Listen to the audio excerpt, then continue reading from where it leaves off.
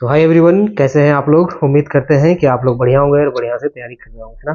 चलिए, तो जैसा कि कल देखा था आपने कि एसएससी सीएचएसएल का एग्जाम डेट आ गया है और आज नोटिफिकेशन भी आ चुका है ना। देर रात नोटिफिकेशन आई थी, तो हम लोग नोटिफिकेशन को डिटेल में डिस्कस करेंगे। मैंने लिंक जो है ग्रुप में शेयर कर दिया था। बाकी हम लोग देखेंगे कितनी वैकेंसी है वगैरह वगैरह, है ना। सारी चीज़ों को एक बार हम लोग देख लेंगे। तो डिटेल में थोड़ा सा जाएंगे। ये वीडियो 10-15 मिनट का वीडियो होगा, आप आराम से देखिएगा। कोई भी कंफ्यूजन होगा वीडियो के लास्ट में आप कमेंट करके बताइएगा, है ना। किसी भी तरह का कंफ्यूजन है आप कमेंट करके बताइएगा। तो चलिए हम लोग देखते हैं इंपॉर्टेंट चीज़ें क्या क्या है नोटिफिकेशन में, और एक एक करके हम लोग चीज़ों को देखेंगे। तो सबसे पहले अगर हम बात करें कि date of submission of online application की, तो 8/4 से लेके 7/5 यानी 8 अप्रैल से लेके 7 मई तक आप इसे भर सकते हैं 2024। फिर last date and time for receipt of online application, ये 7/5 तक ही भर सकते हैं, है ना। उसके बाद जो ऑनलाइन फी पेमेंट है वो 8 तारीख तक आप कर सकते हैं, लेकिन आपको उतने दिन की जरूरत नहीं है ना। आपको उतना लेट नहीं करना है, आप जल्दी अभी 4-5 दिन के अंदर में फॉर्म भर दीजिए, है ना, जल्दी जल्दी। और कुछ कुछ चीजें आपको ध्यान में रखना है फॉर्म भरने के टाइम, है ना। तो ये सारी चीजें हम लोग डिस्कस करेंगे। जैसा कि आपको मैंने बताया था कि जुलाई में आपका, जून जुलाई में एग्जाम होने वाला था, तो जुलाई में आपका एग्जाम हो रहा है ना। कल ही आपका डेट आया था, है ना। 1 तारीख से लेके 17 तारीख तक आई थिंक जो डेट था वो सीएचएसएल का था। अब इसमें आगे ऊपर करो, नीचे नीचे। अब इसमें देखो कौन कौन से पोस्ट होते हैं। तो पोस्ट तो आपका एलडीसी का होता है, जो लोअर डिविजनल क्लर्क होते हैं, या जूनियर सेक्रेटरीट असिस्टेंट यानी जेएसए का बोलते हैं। ये पे लेवल 2 का होता है, जिसका जो पे लेवल होता है वो आपका 19,900 से लेके 63,200 तक का होता है ना, जिसको आप एलडीसी या जेएसए बोलते हैं। दूसरा जो पोस्ट होता है वो डेटा एंट्री ऑपरेटर का होता है। इसका पे लेवल होता है 4 होता है ना। और इसका जो 25,500 से लेके 81,100, और दूसरा है 29,200 से लेके 92,300, ये डीईओ का है। और तीसरा जो है आपका डेटा एंट्री ऑपरेटर ग्रेड है, इसका जो पे लेवल है वो पे लेवल 4 होता है। तो 3 तरह के पोस्ट यहाँ पे देखे जाते हैं। इस बार जो वैकेंसी है, टोटल नंबर ऑफ वैकेंसी है वो 3,712 है ना। 3,712 वैकेंसी है यहाँ पे, अगर आप ध्यान दें तो 3,712 वैकेंसी है। और ये अच्छी खासी वैकेंसी, अगर आप देखें तो लगभग 3,400 की वैकेंसी है। तो बहुत ही अच्छा वैकेंसी है। आपको, अगर आप अच्छे से तैयारी कर रहे हैं, है ना, पिछले बार मान लो किसी वजह से आपका नहीं हुआ, आपकी तैयारी अच्छी है, तो आप यहाँ पे बढ़िया से इसको तैयारी करेंगे तो इस बार आप सेलेक्ट हो जाएंगे, है ना। चलिए अब नेक्स्ट देखते हैं रिजर्वेशन वगैरह का। तो आपको पता है कि रिजर्वेशन होता है, शेड्यूल कास्ट, शेड्यूल ट्राइब वगैरह का रिजर्वेशन होता है, ये हम लोग जानते हैं। ये सारी चीजें हमें पता है। जो लोग नहीं जानते उनको बता दिया जाए कि अगर रिजर्वेशन कैटेगरी में आते हैं, रिजर्व कैटेगरी में आते हैं, तो आपको जो सर्टिफिकेट है वो अभी से तैयार कर लेना है ना। सर्टिफिकेट वगैरह अगर आपने बना लिया है तो बढ़िया है, क्योंकि उसका भी एक डेडलाइन होता है कि इस टाइम तक आपका सर्टिफिकेट मतलब हो जाना चाहिए। और वो डेडलाइन क्या होता है, वो डेडलाइन जब आपका फॉर्म डेट होता है ना, उससे पहले का होता है, वहां तक, उस दिन तक आपका सर्टिफिकेट होना चाहिए। चलो अब देखते हैं ये सब कि ये आपका नेम ऑफ पोस्ट है, वो फंक्शनल रिक्वायरमेंट क्या क्या होते हैं। ये सारी चीजें हैं जो आपका डिजेबिलिटी जो कैटेगरी है, पर्सन विद डिजेबल, वो पीडब्ल्यूडी कैंडिडेट के लिए। तो ये सारी चीजें। अब इसमें क्राइटेरिया क्या होना चाहिए। क्राइटेरिया यही होता है कि आप इंडिया के होने चाहिए, या फिर candidate must be either citizen of India, या आप सब्जेक्ट ऑफ नेपाल या भूटान की, मतलब जो होता है ना वाशी, वो आपका होना चाहिए। ऊपर करो।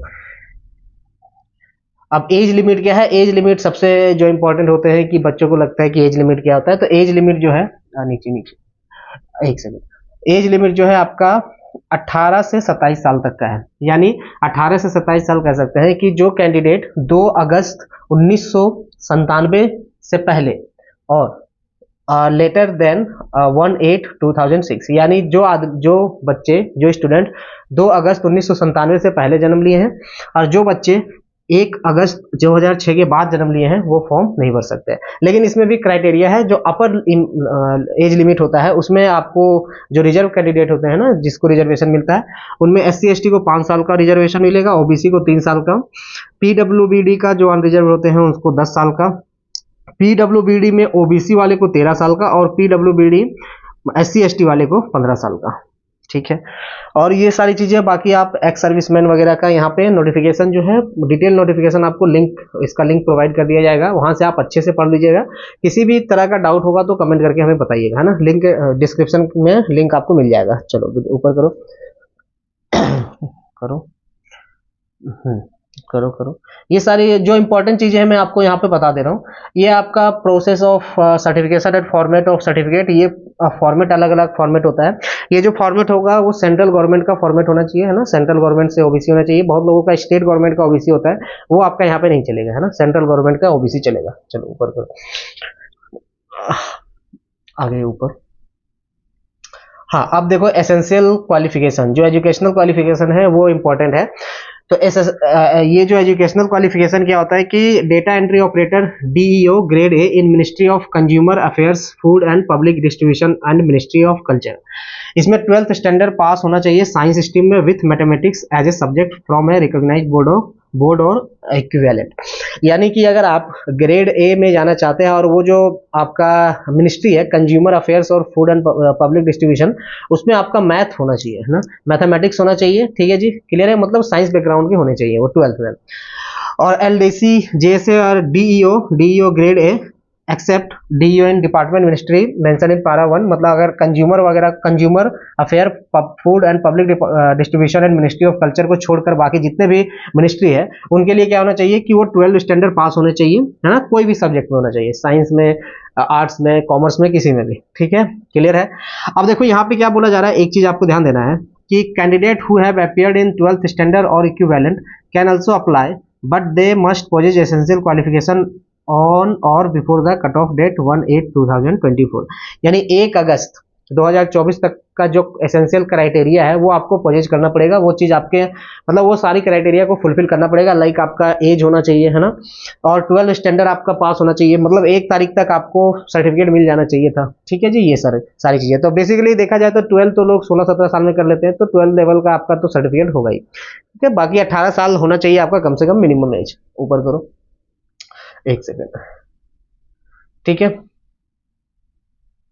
अब देखो यहाँ पे वही है कि जो रिजल्ट है आपका, रिजल्ट जो क्राइटेरिया है ना, जो आपका इंपॉर्टेंट डेट है उस डेट तक आपका रिजल्ट हो जाना चाहिए, यानी 1 अगस्त तक आपका रिजल्ट मिल जाना चाहिए।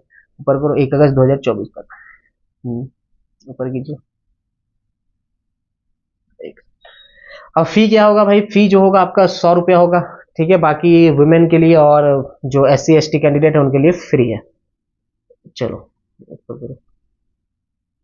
बाकी जो आपका करेक्शन विंडो है वो तो आपका खुलेगा, तो करेक्शन विंडो जब खुलेगा उसका नोटिफिकेशन आ जाता है ना, तो वो डेट जब आप फॉर्म भरते हैं ना, लास्ट डेट होता है उससे 1 दिन के बाद से आपका 2 दिन तक का करेक्शन विंडो 2 या 3 दिन का रहता है, जहां पे आप करेक्ट कर सकते हैं।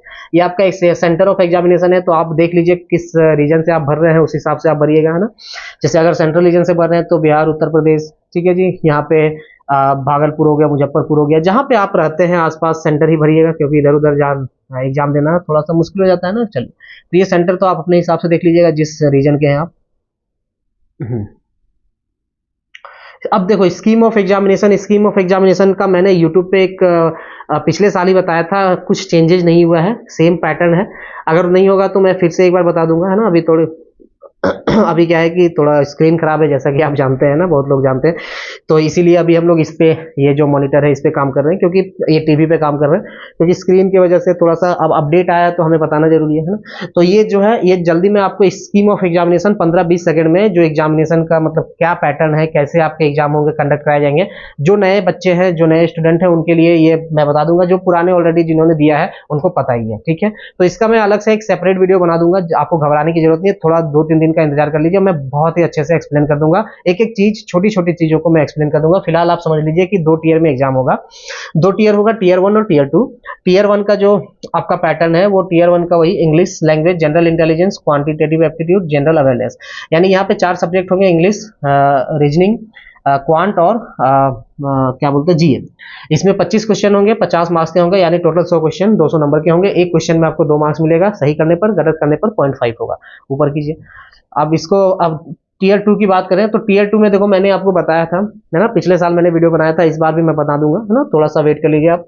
इसमें क्या होगा, 2 सब्जेक्ट होंगे। अगर इसमें सेक्शन 1 देखो, इसमें बेसिकली इसको 3 सेक्शन में डिवाइड किया गया है। सेक्शन 1 में मैथमेटिकल एबिलिटी, सेक्शन 2 में आपको, सेक्शन 1 में 2 मॉड्यूल है, मैथ और रीजनिंग, जिसमें 30-30 क्वेश्चन होंगे। एक क्वेश्चन को आपको 3 नंबर मिलेगा और 1 घंटा का समय मिलेगा, यानी 60 क्वेश्चन होगा, 1 घंटे का समय मिलेगा। ये आपका सेक्शन 1 है। सेक्शन 2 जो होगा वो आपका 1 घंटा, इसमें भी आपको समय मिलेगा, जिसमें आपके इंग्लिश के 40 क्वेश्चन होंगे, जनरल अवेयरनेस यानी जीए के 20 क्वेश्चन होंगे, 60 मार्क्स का। ये इसमें भी अगर देखें तो 60 क्वेश्चन का पेपर होगा, 180 मार्क्स का ये होगा पेपर, जिसमें इसमें भी आपको 1 घंटा मिलेगा, ठीक है। और तीसरा जो होगा सेक्शन 3, उसमें कंप्यूटर मॉड्यूल टेस्ट होता है, ठीक है। इससे 15 क्वेश्चन होंगे।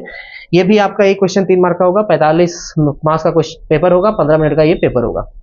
अब यहाँ पे देखें सेक्शन 3 में ही दूसरा मॉड्यूल आता है, ये टाइपिंग टेस्ट। ये टाइपिंग टेस्ट आपका अलग से होगा, है ना। तो अगर आप देखें तो 2 पार्ट में इसको डिवाइड किया गया है ना, जिसमें आप पहला जो होगा सीबी यानी कंप्यूटर बेस्ड एग्जामिनेशन, जहां पे आप मैथ, रीजनिंग, इंग्लिश, जीए और कंप्यूटर का टेस्ट देंगे। उसको देने के बाद आप टाइपिंग करेंगे। तो 2 पार्ट में आप यहाँ पे डिवाइड कर सकते हैं, ठीक है जी। चलिए आप ऊपर कीजिए, एक सेकेंड।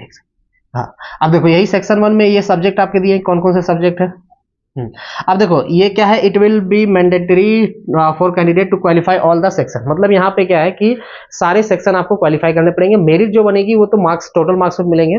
तो कंप्यूटर, बेसिकली कंप्यूटर का जो टेस्ट होता है उसको भी आपको क्वालिफाई करना पड़ेगा, और क्वालिफाइंग मार्क्स अलग अलग जो कैटेगरी होता है उसका अलग अलग होता है। जैसे जनरल का 30% होता है, ओबीसी का 25% होता है। देख लेते हैं अभी इसमें क्या है, ठीक है। टीयर 2 में सारे करने हैं, ठीक है। चलिए ऊपर कीजिए, एक सेकंड, नीचे नीचे नीचे। अब देखो यहाँ पे स्किल टेस्ट यानी जो डेटा एंट्री ऑपरेटर है उसको, ये सारी चीजें मैंने बताई है, फिर से आप एक बार अच्छे से देख लीजिएगा कि डेटा एंट्री ऑपरेटर में यहाँ पे अगर आप देखें डीईओ में जो आपका मिनिस्ट्री मेंशन इन पैरा 8.1 यानी जो आपका जो मिनिस्ट्री ऑफ कंज्यूमर अफेयर वाला था, उसमें 15,000 की डिप्रेशन होना चाहिए पर आवर। ये आपका क्या बोलते हैं क्राइटेरिया है। 15 मिनट का टाइम मिलता है, जिसमें लगभग आपका 3,350 से लेकर 4,000 तक का की डिप्रेशन आपको वहां पे टाइप करना पड़ता है। कंप्यूटर का टाइपिंग टेस्ट बहुत लोगों का दिक्कत होता है कि टाइपिंग टेस्ट कैसे प्रैक्टिस करें, कहाँ से करें, क्या करें, है ना। तो आप बहुत लोग ऑनलाइन ट्राई करते हैं। बहुत लोग ऐसा होता है कि ऑनलाइन वगैरह इधर उधर मत जाइए। अगर आपने प्रैक्टिस मॉक के एसएससी का जो पैकेज है वो अगर ऑलरेडी ले रखा है तो वहाँ पे कंप्यूटर टाइपिंग टेस्ट जो है वहाँ पे मिल जाएगा आपको।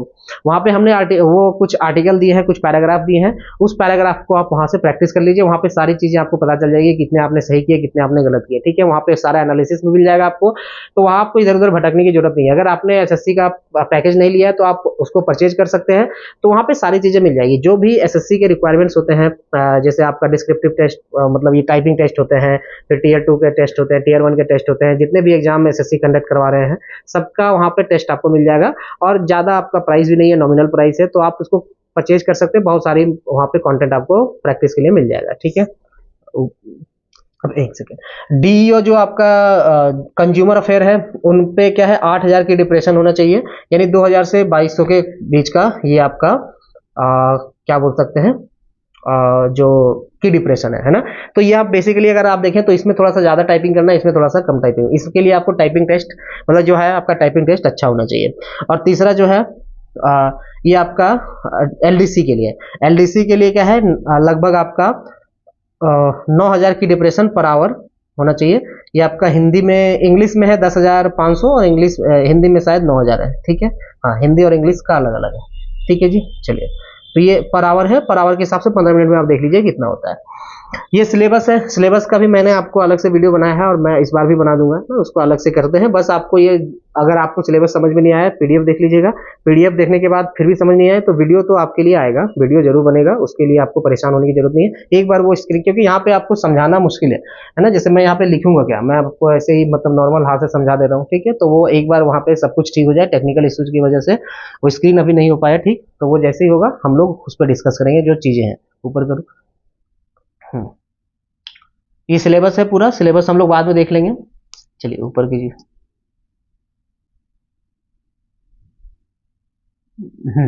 अब जैसे यहाँ पे जब आप एडमिशन सर्टिफिकेट लेते जाते हैं ना, तो एडमिशन सर्टिफिकेट जब होता है मतलब यानी आपको एडमिट कार्ड आता है, उस समय आईडी प्रूफ मांगता है ना। तो ओरिजिनल आईडी प्रूफ आपके पास या तो आधार कार्ड होना चाहिए, वोटर आईडी कार्ड होना चाहिए, ड्राइविंग लाइसेंस होना चाहिए, पैन कार्ड, पासपोर्ट, कुछ भी इन इन इन जो आपके ये जो दिए हुए हैं है ना, जो भी आपके आईडी प्रूफ है, इनमें से कोई भी एक लेके आपको जाना है।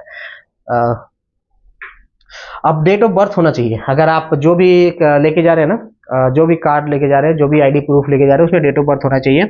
और बाकी जो है यहाँ पे अगर हम देखें, जब यहाँ पे ये सब सारी चीजें है ना, जब आप एग्जाम खत्म हो जाए, जैसे यहाँ पे photo identity card does not have birth printed on it document. अच्छा, अगर आपके पास जो फोटो आईडी कार्ड लेकर जा रहे हैं ना, जो आईडी प्रूफ लेकर जा रहे हैं, उसमें डेट ऑफ बर्थ मेंशन नहीं है, तो आप जो है मैट्रिक का या फिर सर्टिफिकेट ले सकते हैं, या फिर स्टेट बोर्ड का मतलब सीबीएसई या स्टेट बोर्ड जहाँ पे आपने दिया है, या बर्थ सर्टिफिकेट ले जा सकते हैं, या कैटेगरी सर्टिफिकेट ले जा सकते हैं जहाँ पे आपका डेट ऑफ बर्थ मेंशन होना चाहिए। ठीक है, तो ये आपका कोई ऐसा इशू नहीं है, ये सब तो नॉर्मल सी चीजें है। ऊपर का पोस्ट प्रेफरेंस जो है ये आपका जब एग्जाम आप दे देंगे ना, जब जैसे टीयर 1 हो गया, फिर टीयर 2 हो गया, टीयर 2 देने के बाद आपके मार्क्स आ जाते हैं। मार्क्स आने के बाद क्या होता है कि आप पोस्ट प्रेफरेंस भर सकते हैं, है ना। तो पोस्ट प्रेफरेंस जब भरेंगे उस समय हम अलग से सेपरेट वीडियो बनाएंगे कि आपको कैसे पोस्ट प्रेफरेंस भरना है। बेसिकली यहाँ पे 3 पोस्ट है, तो जो आपको अच्छा पोस्ट लगता है, जिसमें आपको लगता है, जैसे बेसिकली ज्यादातर डीईओ ही भरते हैं, उसमें ज्यादा सैलरी भी ज्यादा है ना, और काम भी अच्छा है। ठीक है, तो बेसिकली अगर आप देखें तो उसी यहाँ पे ज्यादा प्रॉब्लम नहीं है, प्रॉब्लम सीजीएल में आता है। लेकिन इसमें भी हम लोग जब पोस्ट प्रेफरेंस का जब आएगा भरने का टाइम, उस समय हम लोग सेपरेट वीडियो करेंगे। उसके लिए आपको घबराने की जरूरत नहीं है, अभी बस आपको ये जानना है कि आपको तैयारी करना है बढ़िया से और अच्छे से तैयारी करना है। ठीक है जी, क्लियर है, थोड़ा जल्दी जल्दी करो। ठीक है, और चीजें ऊपर करो।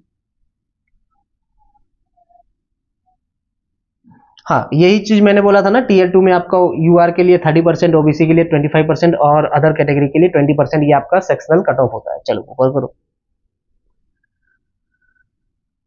और जो मेरिट लिस्ट बनेगी वो टीयर 2 के जो बेसिस पे होगा ना। टीयर 1 क्या होता है, टीयर 1 आपका क्वालिफाइंग है, उसमें आपको सिर्फ क्वालिफाइंग मार्क्स लाना है। उसका जो मार्क्स होगा वो मेरिट लिस्ट में काउंट नहीं होगा, काउंट होगा सिर्फ टीयर 2 में। टीयर 2 में आप जितने मार्क्स लाते हैं वो जो मार्क्स रहेगा वो आपका काउंट होगा मेरिट लिस्ट में, जिसमें आपका कंप्यूटर वाला मार्क्स आपका काउंट नहीं होगा, सिर्फ आपका क्वांट, रीजनिंग, इंग्लिश और जीए का मार्क्स काउंट होगा। ठीक है, ऊपर कीजिए। ये सब चीजें, ये सब तो जो माल प्रैक्टिस करते हैं, वो सब जो बदमाश बच्चे होते हैं उनके लिए है। चलिए, तो आप बदमाश तो नहीं है, है ना। चलो नेक्स्ट ऊपर करते जाओ, देखते और करते जाओ करते जाओ करते जाओ।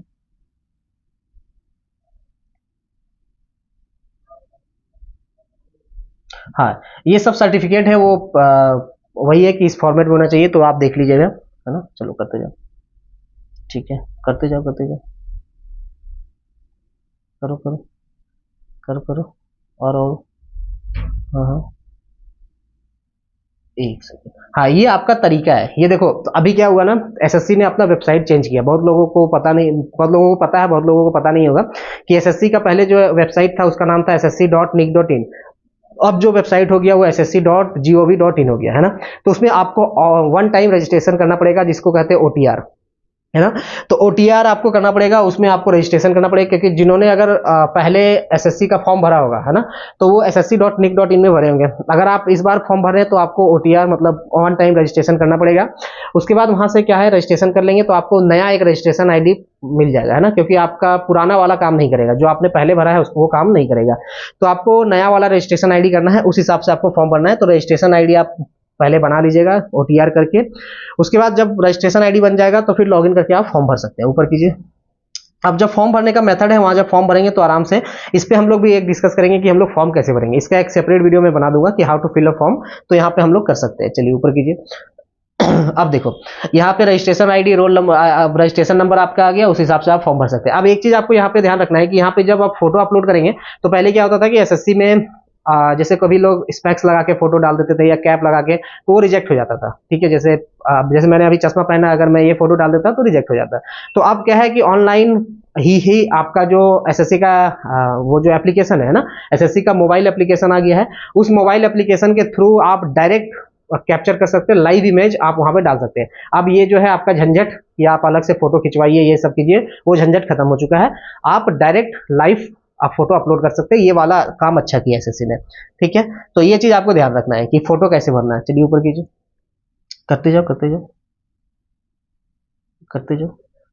अब देखो, ये चीज नीचे जब आप फोटो करें ना, तो फोटो आपका होना चाहिए कि ब्लर नहीं होना चाहिए, और सिग्नेचर जो है आपका बढ़िया से होना चाहिए। तो वो सब जब आप फॉर्म भरेंगे ना, एक बार हम लोग देखो, कैंडिडेट जब आप फोटो आप डाल रहे हैं उस समय यही है कि should not wear cap, mask, glasses, specs while capturing the photo. ठीक है जी।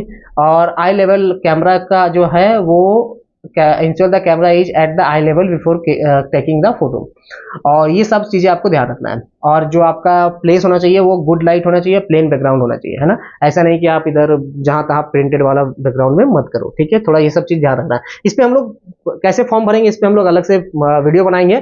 अभी आप लोग बस ध्यान रखना, अभी तुरंत अगर आपको पहले से पता है, अगर आप जानते हैं फॉर्म भरना, बढ़िया बात है, कोई दिक्कत नहीं है, फॉर्म भर लीजिए। लेकिन जो बच्चे, जो स्टूडेंट आपको लग रहा है नए हैं, अगर आपको फॉर्म भरने में थोड़ी सी परेशानी होती है, हो रही है या फिर होगी, तो आप कुछ मत कीजिए, कुछ दिन रुक जाइए, 3-4 दिन 5 दिन रुक जाइए। हम एक अलग से सेपरेट वीडियो बनाएंगे कि कैसे फॉर्म भरना है, उसके बाद आप फॉर्म भरिए। क्योंकि फॉर्म भरने में गलती नहीं करना है, क्योंकि बहुत बड़ा रिस्क हो जाता है, कभी कभी फॉर्म रिजेक्ट हो जाता है। एसएससी काफी फॉर्म रिजेक्ट करते हैं, इसीलिए ध्यान रखना है। चलिए ऊपर कीजिए, करते जाओ, करते जाओ, करते जाओ। ये तो पार्ट, करते जाओ, करते जाओ। करते जाओ। आप देखो, यही यही यही ये वाला चीज है कि आपका फोटो का जो सैंपल है ये होना चाहिए, ऐसा ऐसा ऐसा टाइप का नहीं होना चाहिए। चलो करते जाओ, करते जाओ, आप कुछ नहीं है, देखते हैं आप। ठीक है, ये आपका सर्टिफिकेट का जो फॉर्मेट है वो होना चाहिए, तो वो अपने अपने कैटेगरी के हिसाब से देख लेंगे। करते जाओ। हम्म, नहीं नहीं, ठीक है, नहीं नहीं, चलो कुछ नहीं, ठीक है। फर्स्ट पेज में आना है, यहाँ पे क्लिक कर दो फर्स्ट।